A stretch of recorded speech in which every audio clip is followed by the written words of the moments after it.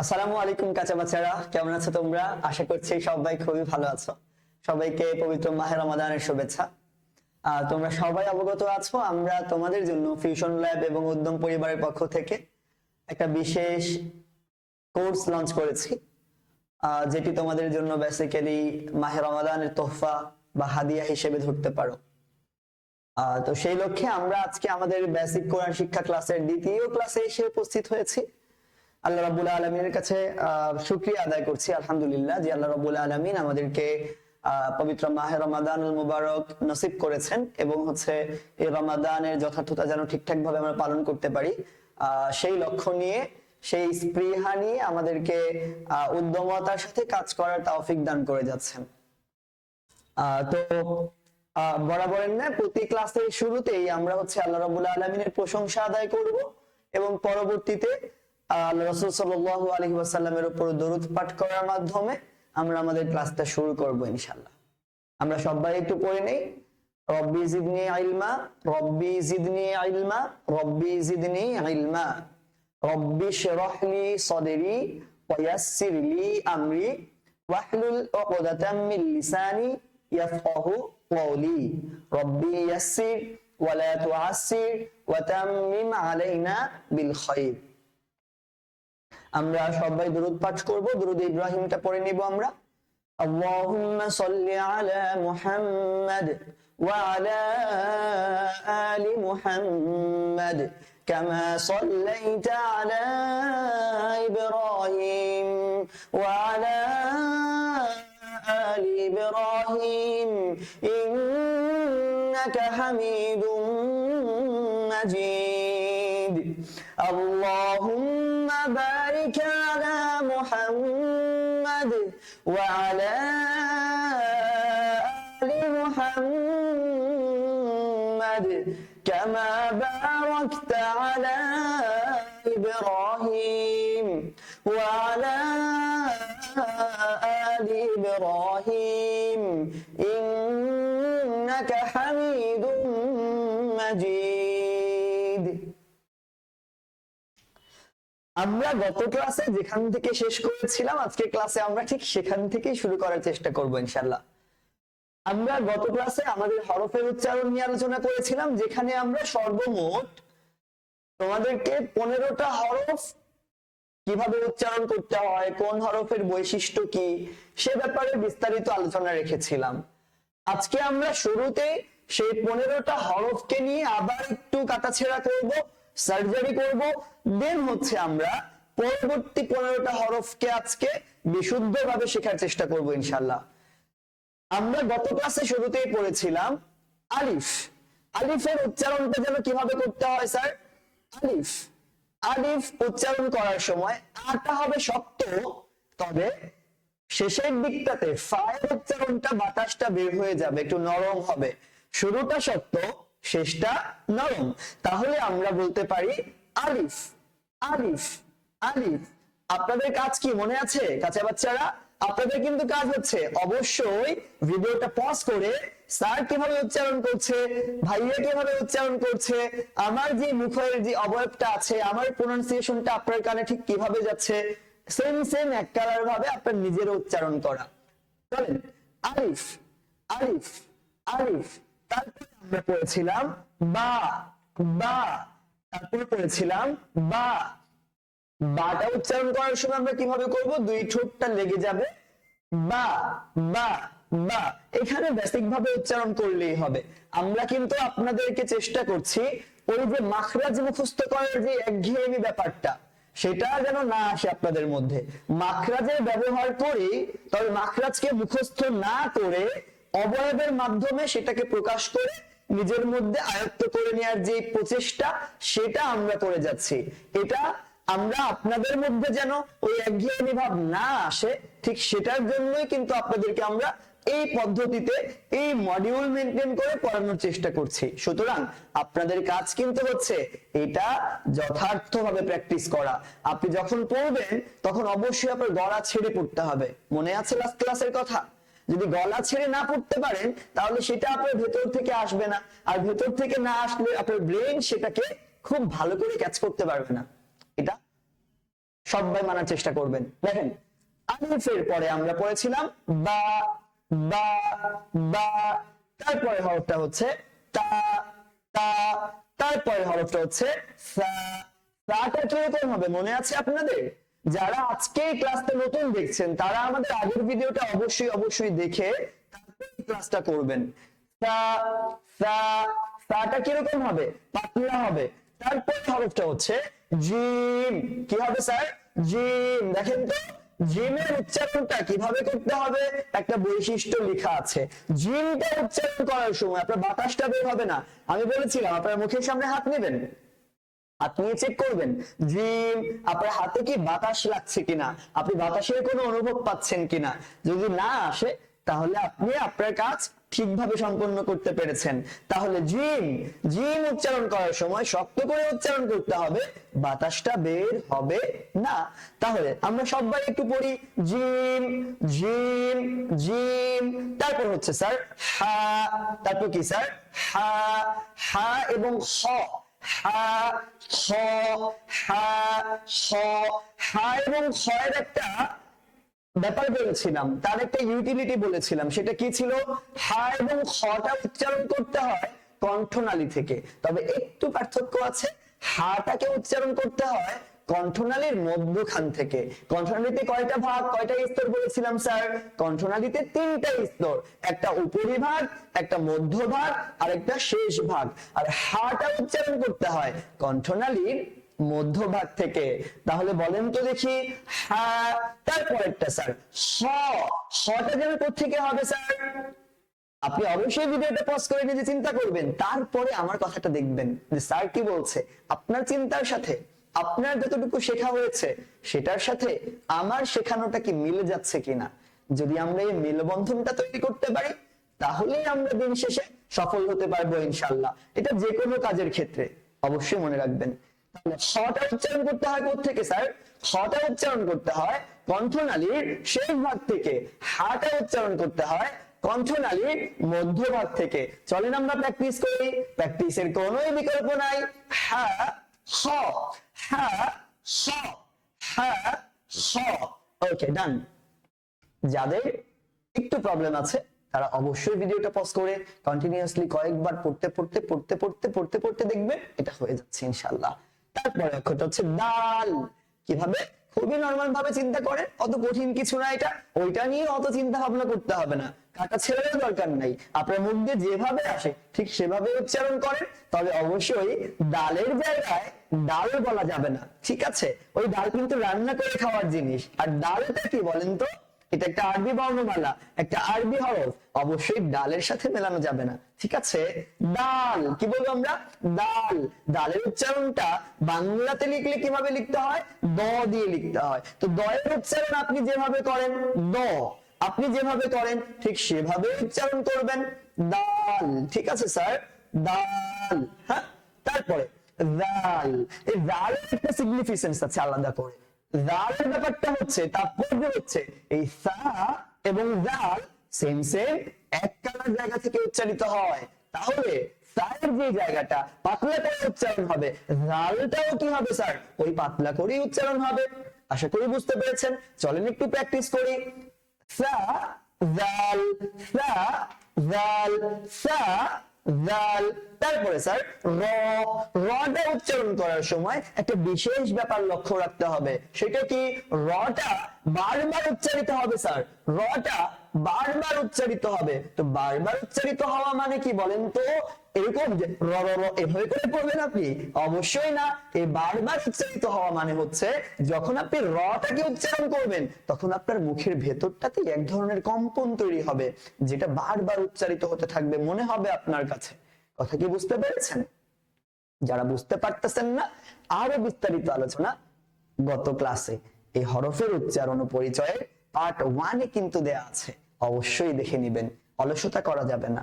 শয়তান নাই, শয়তানকে বন্দী করা আছে।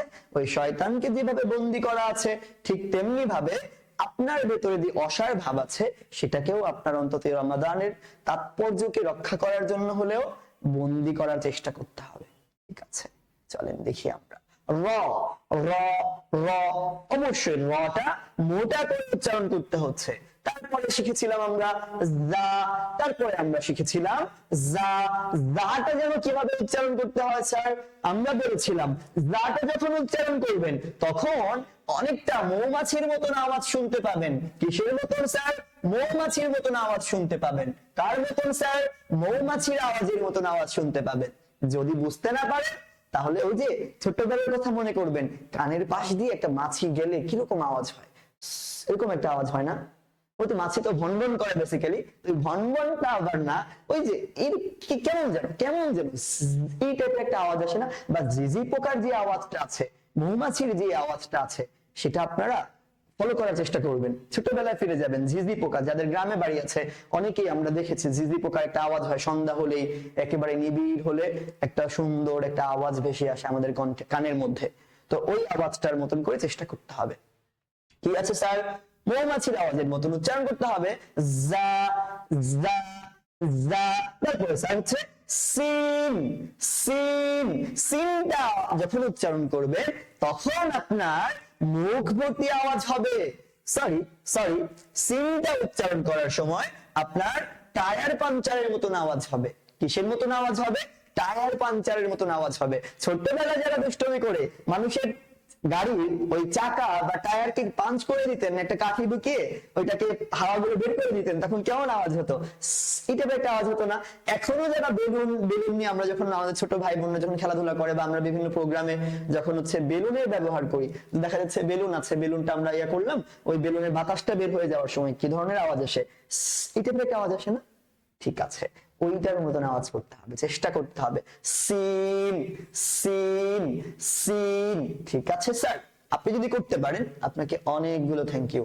চলেন তারপর শিন। কি স্যার? শিন। শিনটা কিভাবে উচ্চারণ করতে হবে? শিন উচ্চারণ করার সময় মুখ ভর্তি করে আওয়াজ করতে হবে। শিন উচ্চারণ করার সময় শিন মুখ ভর্তি করে, মুখের ভেতরে উজাড় করে দিয়ে মুখটা একদম আওয়াজে মনে হয় মারামারি করতে থাকবে। আপনার এই গাল থেকে ওই গাল, উপর থেকে তালু থেকে নিচের জিহ্বা, ওরা মারামারি করতে থাকবে, মানে আওয়াজকে জায়গা দিতে পারবে না, এত জোরে করে উচ্চারণ করবেন।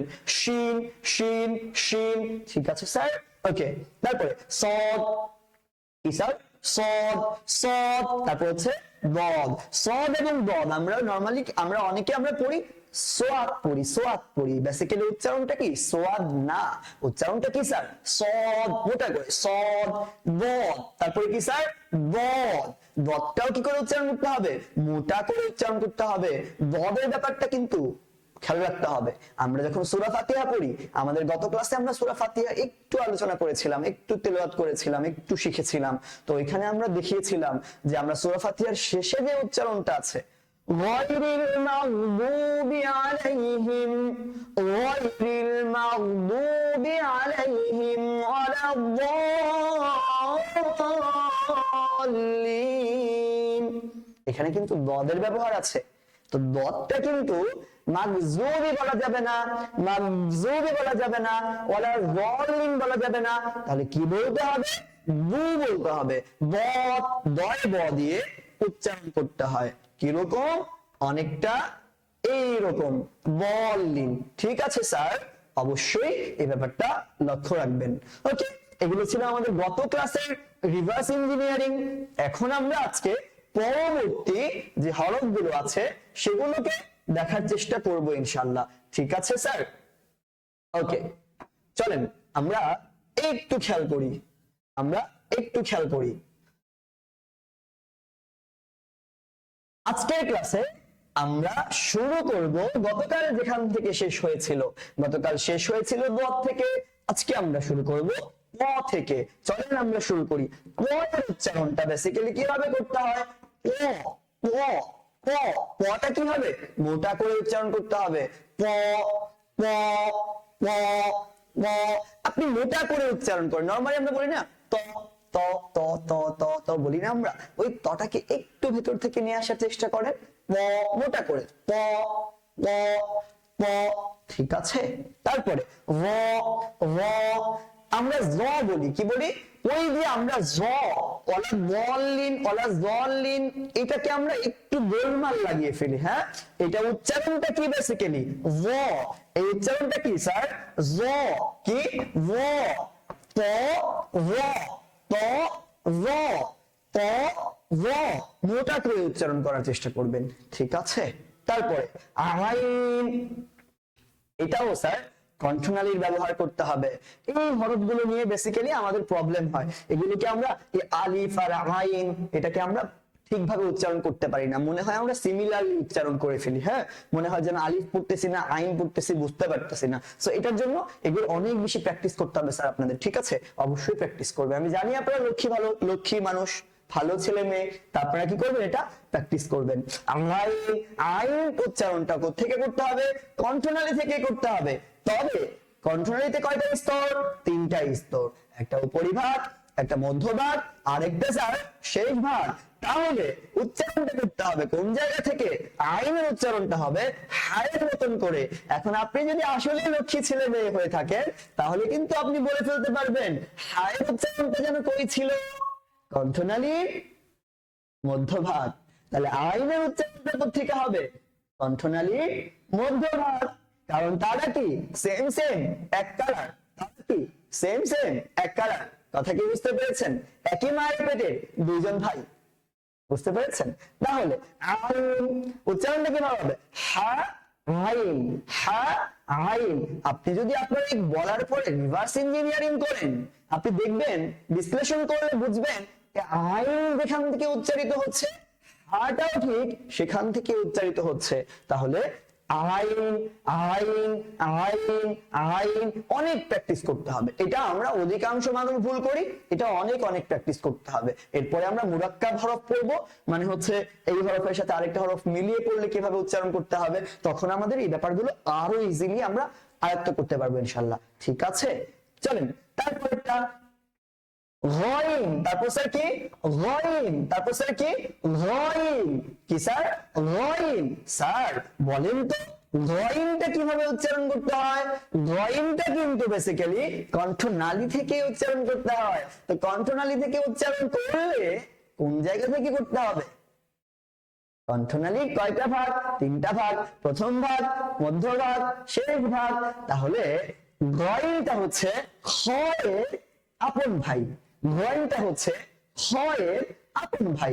তাহলে আপনি যদি আসলেই ভালো স্টুডেন্ট হন, লক্ষ্মী ছেলে হন, কাঁচা বাচ্চা হন, তাহলে কিন্তু আপনি বলতে পারবেন খটা কোন জায়গা থেকে উচ্চারিত হয়? খ উচ্চারিত হয় কণ্ঠনালীর মধ্যভাগ থেকে। আসলে কি তা? একদমই না, একদমই না। খটা উচ্চারিত হয় কণ্ঠনালীর শেষ ভাগ থেকে, তাই না?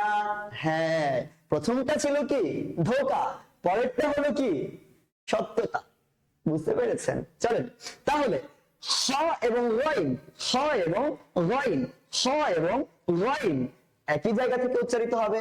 কোন জায়গা থেকে? কণ্ঠনালীর শেষ ভাগ থেকে। একটু প্র্যাকটিস করে নেবেন। আইন গয়িন আইন গয়িন আইন গয়িন, ঠিক আছে স্যার? তারপরে হচ্ছে ফা, তারপরে কি স্যার? ফা ফা ফা। ফাটা উচ্চারণ করার সময় আমরা আলিফ উচ্চারণ করার সময় কিন্তু একটা কথা বলেছিলাম। কি বলেছিলাম?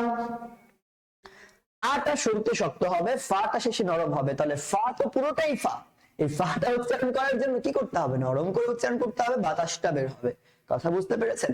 আপনার মুখ থেকে ওই একটু একটু একটু একটু বিচ্ছুরণের মতন থুথু বের হয়ে গেল, কিছু করার নাই, বের হয়েও যেতে পারে, বুঝতে পেরেছেন? চলেন তাহলে কি বলেন তো? ফা ফা ফা ফা ফা ফা। আইন গয়িন ফা, আইন গয়িন ফা, আইন গয়িন ফা। বুঝতে পেরেছেন? চলেন আমরা এই লাইনটাকে আবার একটু দেখি। সেটা কি? ক। কি বলেন তো স্যার? ক। পটা কিভাবে যেন পড়তে হয়? পটা পড়তে হবে মোটা করে পড়তে হবে। পটা কিভাবে পড়তে হবে? মোটা করে পড়তে হবে। বুঝতে পেরেছেন? হটা কিভাবে পড়তে হবে? মোটা করে পড়তে হবে। পটা কিভাবে পড়তে হবে? মোটা করে পড়তে হবে। হটা কিভাবে পড়তে হবে? মোটা করে পড়তে হবে। ওকে, একটু দাঁড়ান, স্যার একটু দুষ্টমি করি। হ্যাঁ, ওকে, এইটা আর এটা সিমিলার, এইটা আর এটা সিমিলার। কথা কি বুঝতে পেরেছেন? ওকে, তাহলে পটাকে পড়বেন মোটা করে, অটা মোটা করে উচ্চারণ করবেন, ওটাও কি হবে বলেন তো, মোটা করে উচ্চারণ করবেন। আইনটা থেকে উচ্চারিত হবে, আইনটা উচ্চারিত হবে কণ্ঠনালী থেকে। আইনটা কোন জায়গা থেকে? কণ্ঠনালী থেকে। কণ্ঠনালী থেকে। কণ্ঠনালীর কোন জায়গা থেকে? কণ্ঠনালীর কোন জায়গা থেকে? কণ্ঠনালীর আইনটা উচ্চারিত হবে মধ্যভাগ থেকে। মধ্যভাগ থেকে আইনটা উচ্চারিত হবে কণ্ঠনালীর মধ্যভাগ থেকে। গয়নটা উচ্চারিত হবে কোথা থেকে স্যার? গয়নটা উচ্চারিত হবে কণ্ঠনালীর শেষ ভাগ থেকে। কারণ কি গয়ন আর খ সেম সেম একটা না। তো গয়নটা উচ্চারিত হবে কণ্ঠনালীর শেষ ভাগ থেকে। বুঝতে পেরেছেন? দাঁড়ান, এটাকে আমরা উপরের দিকে নিয়ে যাই। হ্যাঁ দেখেন, কণ্ঠনালীর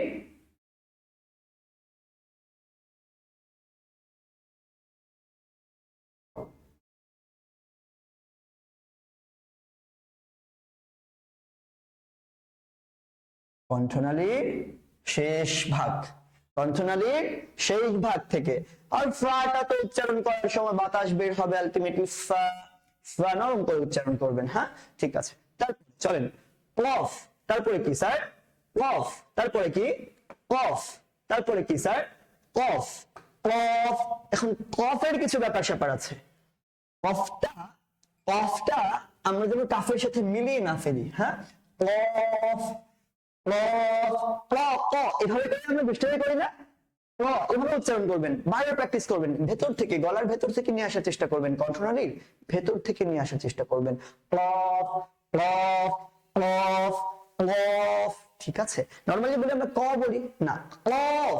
হ্যাঁ, ক্লফ। ক্লফটা বেসিক্যালি কিভাবে বাংলাতে যদি আমি বলি কয়ের নিচে একটা ব হবে, তাহলে কি হচ্ছে বলেন তো? ক্লফ। ঠিক আছে স্যার? যদি আমার আওয়াজটা সুস্পষ্ট ভাবে শুনতে পারেন তাহলে আপনার কাজ হচ্ছে এটাকে থামিয়ে এই কথাটাকে, এই হরফটাকে বারবার বারবার নিজে নিজে প্র্যাকটিস করা। বুঝতে পেরেছেন? তারপরে স্যার কাফ। কাফের ক্ষেত্রে কোনো জোর জবরদস্তি নাই। ঠিক আছে? কাফটা একদম সাধারণ মানুষ, ও সহজ সরল মানুষ, ওকে সহজ সরল ভাবে উচ্চারণ করবেন। আচ্ছা, ও তো মানুষ না, সরি, ও সহজ সরল হয়, ওকে সহজ সরল করে উচ্চারণ করবেন। ঠিক আছে? কাফ কি হবে স্যার? কাফ কি হবে স্যার? Calf calf calf. তারপরে স্যার লাম। কি স্যার? লাম। ঠিক আছে? কফ কাফ লাম নরমাল, এটা আমরা সবাই পারি। লাম লাম লাম লাম লাম, লামের মতন করে উচ্চারণ করবে, এটা নিয়ে জোর জবরদস্তির কিছু নাই। তারপরে মিম, এটা তো কমন নাম, অনেকের নামও আছে মিম। ঠিক আছে? লাম মিম। তারপর এটা হচ্ছে নুন। তারপরটা কি? নুন। নুনটাও ইজি অনেক, আমরা খাবার সময় বলি এই নুন দে, এই নুন দে, বলি না আমরা? এই তরকারিতে নুন হয় নাই, লবণ হয় নাই, বলি তো আমরা, তাই না? ওই যে নুন আনতে পান্তা ফুরোয়, এই টাইপের কিছু কথাবার্তা আছে। তো নুনের সাথে আমরা সবাই পরিচিত। তো এই লাইনটা আমাদের জন্য একদম ইজি হয়ে গেল। কফ কাফ লাম মিম নুন। ঠিক আছে স্যার? তারপরে চলেন ওয়াও। ওয়াও আমরা বলি না এই ওয়াও দেখছো কি করে, ওয়াও দেখছো, এই যে আমরা অ্যাকসেন্টটা যে দেখাই, আমরা উচ্চারণ করার সময় আমাদের যে ব্যাপার স্যাপার গুলো আসে, আমাদের মুখভঙ্গির একটা পরিবর্তন আসে, ওইটা এখানে কপি পেস্ট করবেন। ঠিক আছে? আশ্চর্য কিছু দেখার পরে, অনেক গুরুত্বপূর্ণ মানে অনেক চমকপ্রদ কিছু দেখার পরে ওয়াও দেখছো বান্ধবী, ওয়াও দেখছো বন্ধু, ওয়াও এই ঘটনাটা ঘটছে, ওয়াও ভাইয়া এটা করছে, ওয়াও তুই এটা করতে পারলি না। এটা এইভাবে তো আমরা বলি না, আমরা বলি কি ওয়াও আসলে এটা, এই টাইপের ব্যাপারগুলো। তো ওয়াওটাকে আমরা কি করব, একটু মুখটাকে গোল করে উচ্চারণ করব, ওয়াও ওয়াও ওয়াও। বুঝতে পেরেছেন? ওকে। তারপরে হা। এবার হচ্ছে খেলাটা, হাটা কিন্তু হচ্ছে কণ্ঠনালী থেকে উচ্চারিত হচ্ছে। আমরা বলছি কণ্ঠনালীর কয়টা ভাগ? 3টা ভাগ। কণ্ঠনালীর কয়টা ভাগ? 3টা ভাগ। প্রথম ভাগটা কি? উপরিভাগ। মধ্যভাগটা কি? মধ্যখান। শেষের ভাগটা কি? শেষ ভাগ।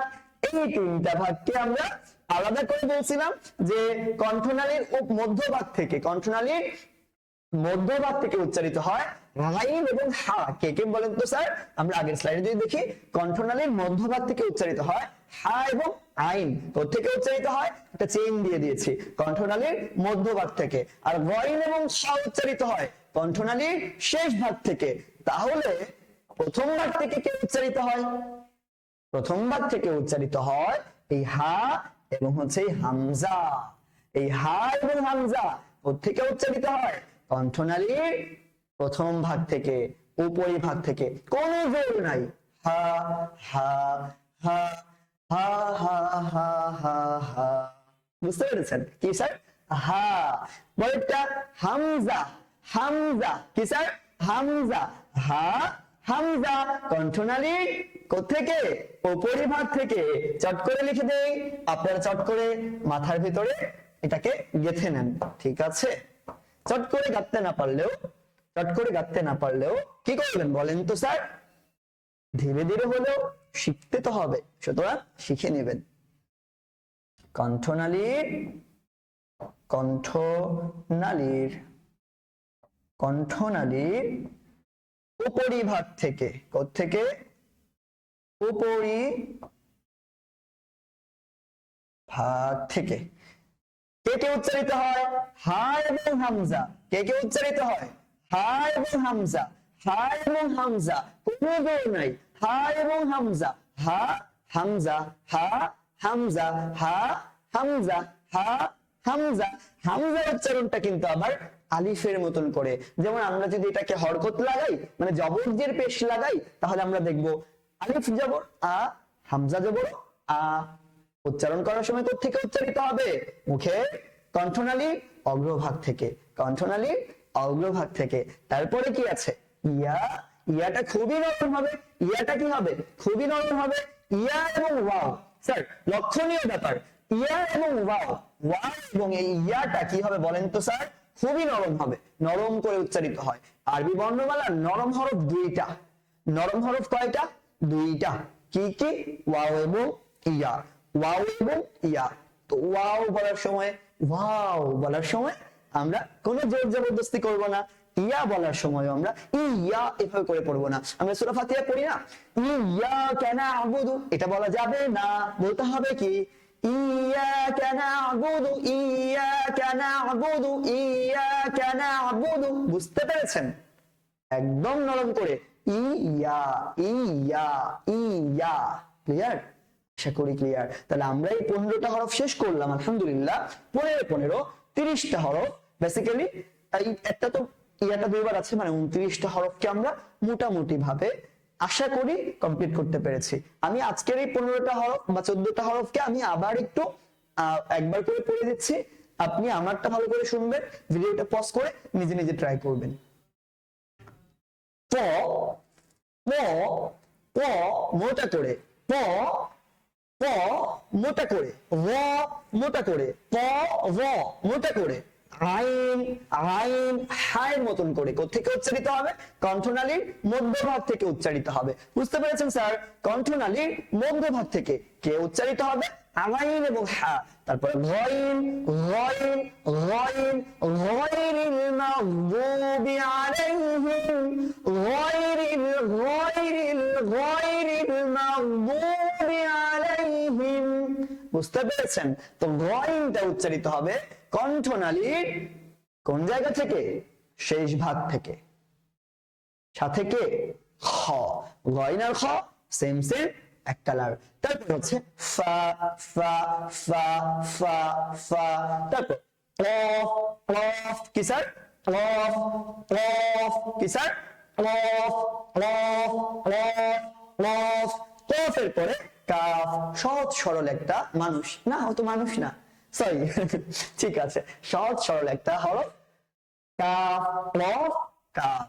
লাম লাম আরো সহজ সরল। মিম মিম মিমি চকলেট, মিম বলি না আমরা, মিম মিম মিম, ঠিক আছে। নুন নুন নুন, নুন আনতে পান্তা ফুরোয়, ভাতের সাথে খাই, অমুকের সাথে খাই, তমুকের সাথে খাই, মিম নুন।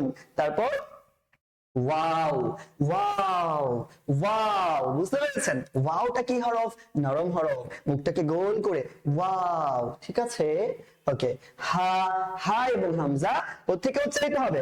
হা এবং হামজা উচ্চারিত হবে কোত্থেকে স্যার? কণ্ঠনালীর মধ্যভাগ থেকে। হা এবং হামজা, সরি, কণ্ঠনালীর উপরিভাগ থেকে। হা এবং হামজা কোত্থেকে উচ্চারিত হবে? কণ্ঠনালীর উপরিভাগ থেকে। বুঝতে পেরেছেন?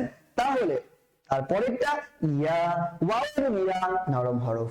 তো বেসিক্যালি এই ছিল আমাদের 29টি হরফের পরিচয়। এই দুইটা ক্লাসের মাধ্যমে আমরা আরবি বর্ণমালা যেগুলো আছে সেগুলোর টুকিটাকি কথাবার্তা কমপ্লিট করেছি।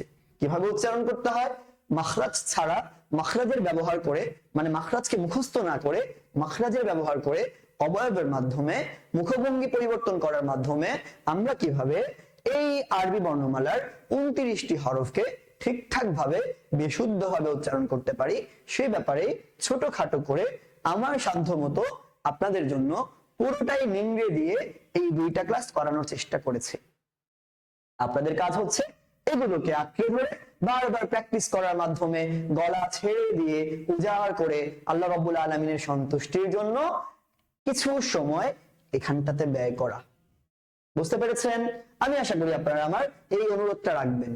আরেকটা ব্যাপার লক্ষণীয়, পুরো এই 29টা হরফের ক্ষেত্রে সবচাইতে গুরুত্বপূর্ণ যে ব্যাপারটা, যে কোন কোন হরফগুলোর প্রতি বেশি জোর দিতে হবে, সেটা যদি আমি আপনাদেরকে বলি, তাহলে অবশ্যই আপনাদেরকে স্যার আমি মার্ক করে দিচ্ছি কোনটা কোনটাকে উচ্চারণ করবেন, কোনটা উচ্চারণ করবেন বেশি বেশি করে। হা, দেখেন, হা, হ, দাল, তা, তারপর হচ্ছে আপনার হচ্ছে জা, মৌমাছির আওয়াজের মতন, তারপর আইনটা অবশ্যই লাগবে, গাইনটা অবশ্যই লাগবে।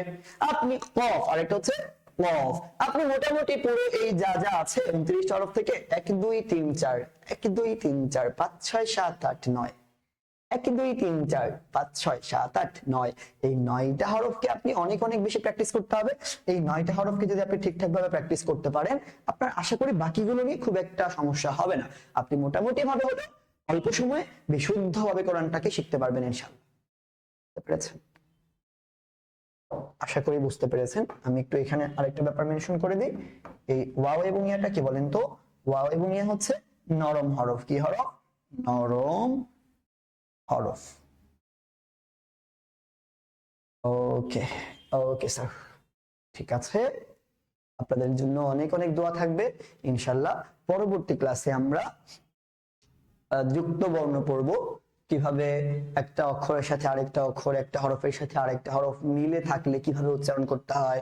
তো সেই ক্লাসে আমরা কোথায় একটু টান হবে, গুণনা হবে, সেই ব্যাপারগুলো আমরা একটু দেখার চেষ্টা করব। ঠিক আছে ইনশাআল্লাহ। তো আমরা বরাবরের মতো সূরা ফাতিহাটা আরো একবার মাস্ক করতে পারি, করে আমরা আজকের মতো বিদায় নিতে পারি ইনশাআল্লাহ। আমি আর কিছু বলবো না, সূরা ফাতিহা শেষ করা মাত্রই আমি আপনাদেরকে টাটা বাই বাই বলে দিলাম। আগেই আমি চলে যাব ইনশাআল্লাহ। আপনারাও ক্লাসটাকে পজ করে প্র্যাকটিস করা শুরু করে দিবেন।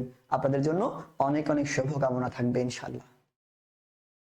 আসসালামু আলাইকুম ওয়া রাহমাতুল্লাহ। আলহামদুলিল্লাহি রাব্বিল আলামিন আর-রাহমানির রহিম মালিকি ইয়াউমিদ্দিন